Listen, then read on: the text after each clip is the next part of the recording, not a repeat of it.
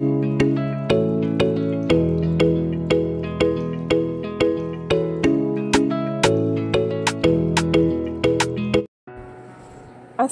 আলাইকুম।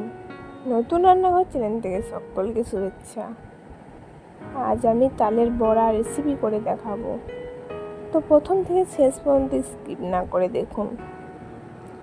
এখানে 500 মতন গমের আটা নিয়েছি, আর নিয়েছি আতপ চালের আটা।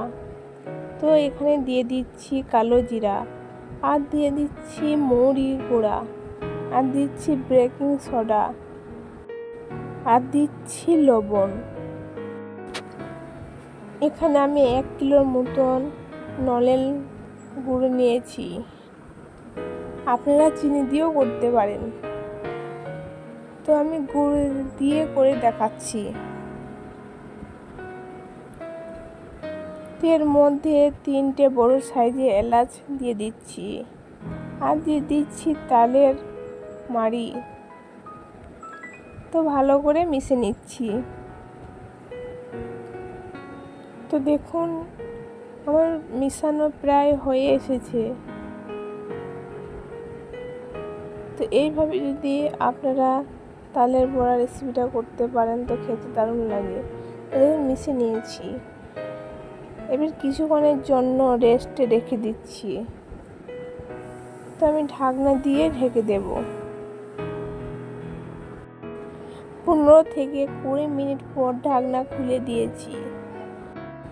তো এখানে আমি ভাজা তিল দিয়ে দিচ্ছি, আপনারা নারকেল কুড়াও অ্যাড করতে পারেন। তো দেখুন আবারও ভালো করে মিশে নিচ্ছি।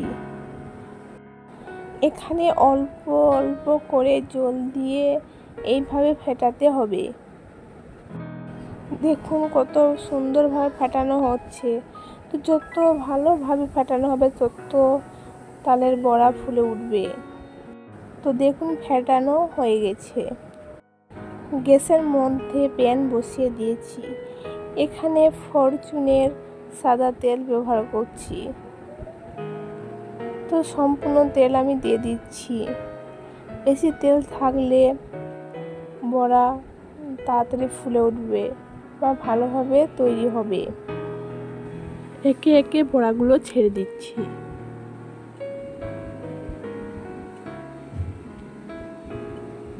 তো সম্পূর্ণ বড়াগুলো ছেড়ে দিয়েছি।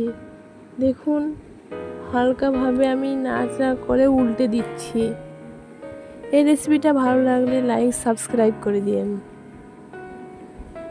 তো দেখুন দেখতে কত সুন্দর লাগছে। এইভাবে নলেন গুড় দিয়ে যদি আপনারা এই তালের বড়া তৈরি করেন তো খেতে দারুণ লাগে। তো দেখুন আমার ভাজা হয়ে গেছে। এবার ছাকনার সাহায্যে আমি তুলে নিচ্ছি।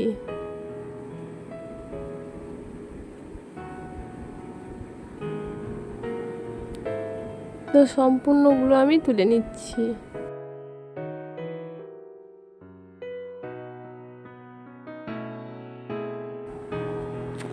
আবার আমি একই প্রসেসে বড়াগুলো দিয়ে দিচ্ছি।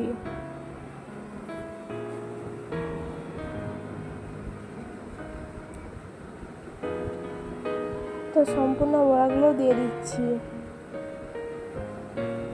দেখুন ভাজা হয়ে গেছে, এবার আমি তুলে নিচ্ছি। দেখুন দেখতে কত সুন্দর লাগছে, খেতেই বা কত ভালো লাগবে।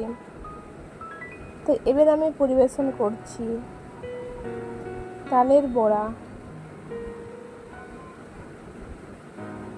খুব সুন্দর হয়েছে। গ্রাম অঞ্চলে বেশিরভাগ এইভাবে এই বড়া আগে করতেন। তো আপনারা এইভাবে একবার ট্রাই করে দেখবেন। খেতে ভালো লাগলে শেয়ার কমেন্ট করবেন।